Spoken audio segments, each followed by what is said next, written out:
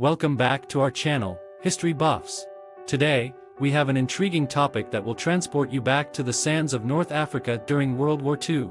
We are diving into the tank battles that unfolded in this harsh and unforgiving desert.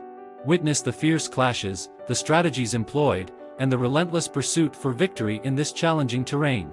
From the legendary Rommel to the valiant Allied forces, this is a story of courage, determination, and the will to conquer. So, buckle up and join us as we embark on this epic journey through the desert sands. And don't forget to hit that subscribe button, like the video, and leave your comments below. Let's get started. Tank battles in North Africa during World War II.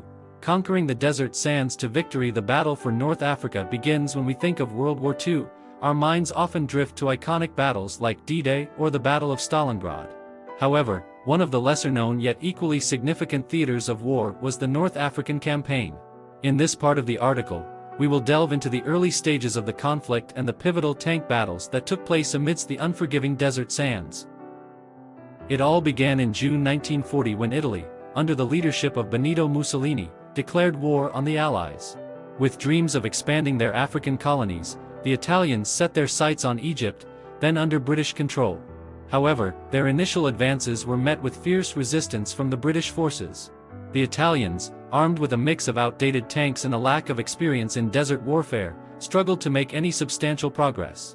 Their tanks, such as the M11/39 and the M13/40, were ill-equipped to handle the harsh conditions of the desert. Meanwhile, the British, though initially outnumbered, possessed superior tanks like the Matilda II and the Crusader, which had a significant advantage in terms of firepower and mobility. The first major engagement between the British and Italian tanks occurred in December 1940 at the Battle of Sidi Barrani. The British, under the command of General Richard O'Connor, launched a surprise attack on the Italian positions. The Italians, caught off guard, were quickly overwhelmed. It was a resounding victory for the British, who captured thousands of Italian soldiers and destroyed or captured over 200 tanks.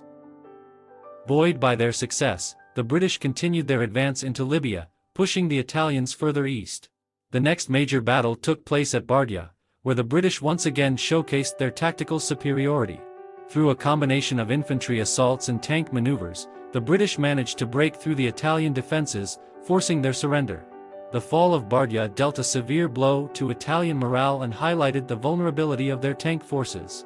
As the British pushed deeper into Libya, they faced their first encounter with a new adversary, the German Afrika Korps, led by General Erwin Rommel. Hitler, concerned about the deteriorating Italian position, dispatched Rommel and his highly trained troops to bolster the Axis forces in North Africa. Rommel, known as the Desert Fox, was a formidable strategist who quickly turned the tide of the conflict. With a combination of bold tactics, superior tank coordination, and a deep understanding of desert warfare, Rommel inflicted several defeats on the British. His tanks, primarily Panzer III and IVs, proved to be a match for the British tanks, and his leadership instilled a renewed sense of confidence in the Axis forces. The battles at Gazala and Tobruk were among the most significant clashes between the British and German tanks. Both sides showcased their prowess in armored warfare, engaging in intense tank duels amidst the vast desert expanses. The battles were characterized by fluid and fast-paced maneuvers, where control over key positions and supply lines played a crucial role.